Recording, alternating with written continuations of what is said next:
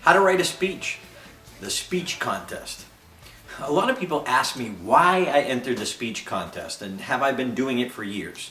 The truth of the matter is I had entered 3 times prior to winning in 2001, but I'd never made it past the area level. But that's not why I entered in 2001. The reason was my comedy mentor, ironically, even though this is about speaking, Vinny Favorito said, "Darren, it's not about writing a new speech. It's about taking what you already have and making it so good that someone would pay for it. And someone would want their group to hear that. Oh, my group has to hear that." Meaning to make it world class.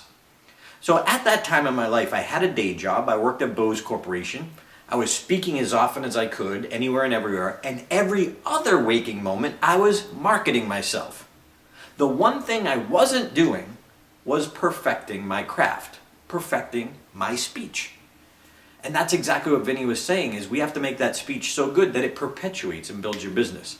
So at that time, if we look at my keynote speech, which was Laugh and Get Rich, about the self-published book that I had, if we say that, let's say, for example, this is world class. And let's say this is ground zero. Your speech is horrible, brutal. And let's just say at that time in my career, this was the level of my keynote speech. I joined the speech contest because Vinny said, focus on the speeches, focus on the stories and make them so good someone wants to hear it. So what I did is I took out one story. So one little piece of my keynote.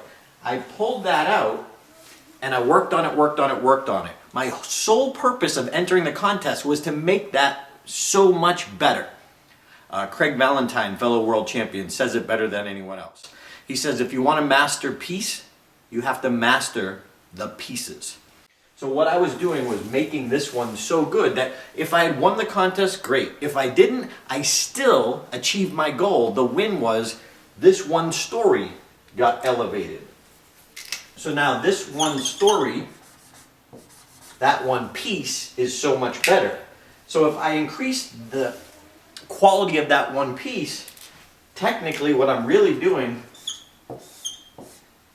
is I'm increasing the quality of the whole keynote speech.